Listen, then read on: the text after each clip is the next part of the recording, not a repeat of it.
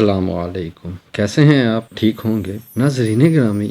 آج کی ہماری ویڈیو کا جو ٹاپک ہے وہ ایک سچی کہانی، ایک ایسے شخص کی جس نے ایک نماز پڑھنے والے شخص سے دریافت کیا کہ کیا ہوگا اگر مرنے کے بعد ہمیں معلوم ہو کہ نہ ہی جنت و جہنم کا وجود ہے نہ ہی کوئی سزا و جزا ہے۔ یہ 2007 کی بات ہے۔ لندن کے ایک عربی ریسٹورنٹ میں ہم لوگ مغرب کی نماز سے تھوڑی دیر پہلے ڈنر کے لیے داخل ہوئے۔ ہم لوگ ہوٹل میں بیٹھے، تھوڑی دیر میں ویٹر آرڈر لینے کے لیے آ گیا۔ میں نے مہمانوں سے چند منٹ کے لیے اجازت طلب کی اور پھر واپس آ گیا۔ اتنے میں مہمانوں میں سے ایک شخص نے سوال کیا، ڈاکٹر صاحب آپ کہاں گئے تھے؟ آپ نے تو بڑی تاخیر کر دی، کہاں تھے؟ میں نے کہا میں معذرت خواہ ہوں، دراصل میں نماز پڑھ رہا تھا۔ اس نے مسکراتے ہوئے کہا، آپ اب تک نماز پڑھتے ہیں؟ میرے بھائی آپ تو قدامت پسند ہیں۔ میں نے بھی مسکراتے ہوئے پوچھا، قدامت پسند؟ وہ کیوں؟ کیا اللہ تعالیٰ صرف عربی ممالک میں ہی ہے، لندن میں نہیں؟ اس نے کہا، ڈاکٹر صاحب میں آپ سے کچھ سوالات کرنا چاہتا ہوں اور آپ سے یہ درخواست کرتا ہوں کہ آپ اپنی جس کشادہ ظرفی کے لیے معروف ہیں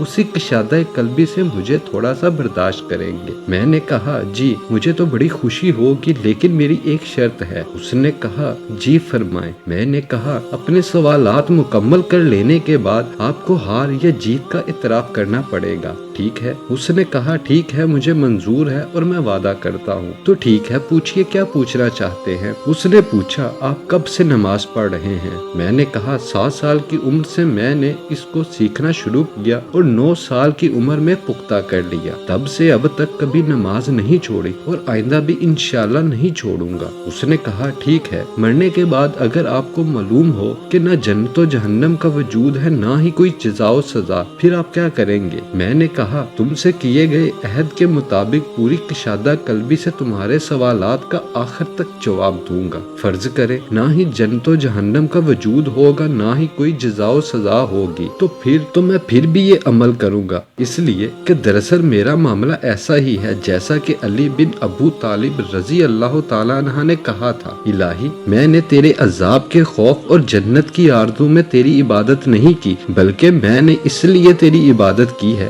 کیونکہ تو عبادت کے لائق ہے۔ اس نے کہا، اور آپ کی وہ نمازیں جس کو 10ویں سال سے آپ پابندی کے ساتھ پڑھتے آ رہے ہیں، پھر آپ کو معلوم ہو کہ نمازی اور بے نمازی دونوں برابر ہیں، جہنم نام کی کوئی چیز ہی نہیں، پھر کیا کریں گے؟ میں نے کہا، مجھے اس پر بھی کچھ پچھتاوا نہیں ہوگا کیونکہ ان نمازوں کو ادا کرنے میں مجھے صرف چند منٹ ہی لگتے ہیں، چنانچہ میں انہیں جسمانی ورزش سمجھوں گا۔ اس نے کہا، اور روزہ خصوصاً لندن میں کیونکہ یہاں روزے کا وقفہ ایک دن میں 18 گھنٹے سے بھی تجاوز کر جاتا ہے۔ میں نے کہا، میں اسے روحانی ورزش سمجھوں گا، چنانچہ وہ میری روح اور نفس کے لیے اعلیٰ طرز کی ورزش ہے۔ اس طرح اس کے اندر صحت سے جڑے بہت سارے فوائد بھی ہیں جس کا فائدہ میری زندگی ہی میں مجھے مل چکا ہے، اور کئی بین الاقوامی غیر اسلامی اداروں کا بھی یہ ماننا ہے کہ کچھ وقفے تک کھانا پینا بند کرنا جسم کے لیے بہت مفید اور نفع بخش ہے۔ اس نے کہا، آپ نے کبھی شراب پی ہے؟ میں نے کہا، میں نے اس کو کبھی ہاتھ تک نہیں لگایا۔ اس نے تعجب سے کہا، کبھی نہیں؟ میں نے کہا، کبھی نہیں۔ اس نے کہا، اس زندگی میں اپنے آپ کو شراب نوشی کی لذت اور اس کے خمار کے سرور سے محرومی کے بارے میں کیا کہیں گے؟ میں نے کہا، شراب کے اندر نفع سے زیادہ نقصان زیادہ ہے اور میں سمجھوں گا کہ میں نے اپنے آپ کو اس نقصان دہ چیز سے بچا لیا اور اپنے نفس کو اس سے دور رکھا۔ چنانچہ کتنے ہی لوگ ایسے ہیں جو شراب کی وجہ سے بیمار ہو گئے اور کتنے ہی ایسے ہیں جنہوں نے شراب کی وجہ سے اپنا گھر بال مال اسباب سب تباہ و برباد کر لیا۔ اسی طرح غیر اسلامی اداروں کے عالمی رپورٹ کو دیکھنے سے بھی یہ پتہ چلتا ہے کہ وہ بھی شراب کے اثرات اور اس کو لگاتار پینے کے انجام سے متنبہ کرتی ہے۔ اس نے کہا، حج و عمرہ کا سفر،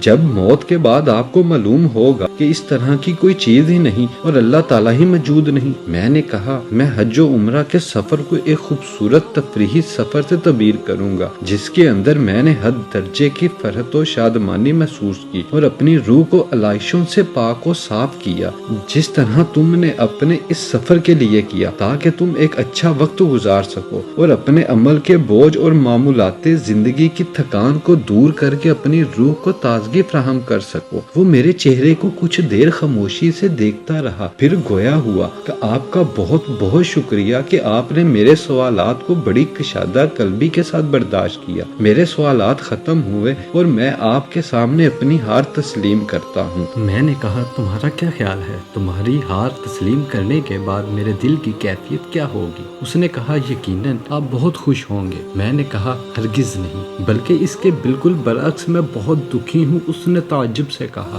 دکھی؟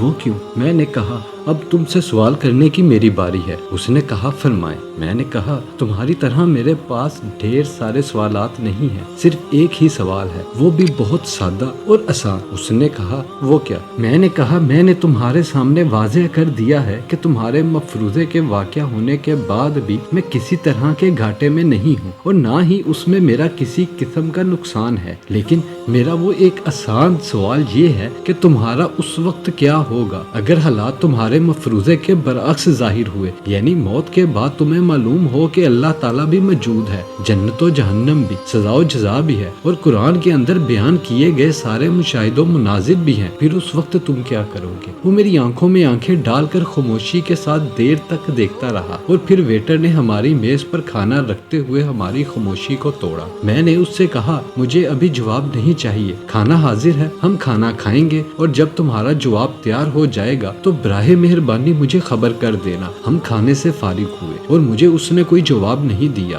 اور میں نے بھی اس وقت اس کو جواب کے لیے کوئی تکلیف نہیں دی۔ ہم بہت ہی سادگی کے ساتھ جدا ہو گئے۔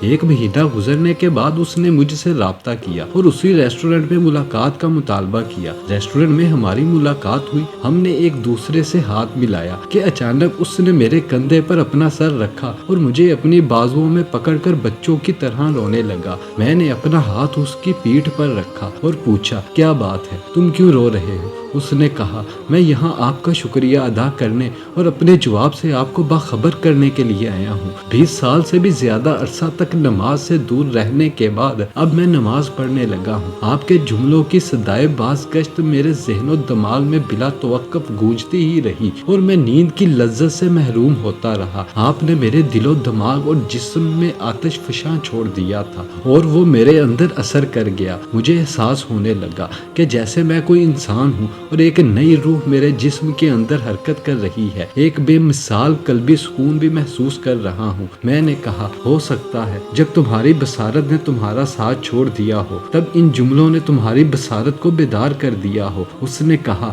بالکل ایسا ہی ہے، یقیناً جب میری بصارت نے میرا ساتھ چھوڑ دیا تو ان جملوں نے میری بصارت کو بیدار کر دیا۔ میرے پیارے بھائی، تہہ دل سے آپ کا شکریہ، آپ کی بدولت میں گناہوں اور گمراہی والی زندگی سے بچ گیا۔ میری آپ سب سے گزارش ہے کہ آپ سب علمی اختلاف رکھیں لیکن اس کو دلیل کے ساتھ ثابت کریں، جذباتی نہ ہوں اور دلیل کے ساتھ اگلے بندے کو اپنی بات سمجھائیں۔ جزاک اللہ۔ اللہ تعالی ہم سب کا حامی و ناصر ہو۔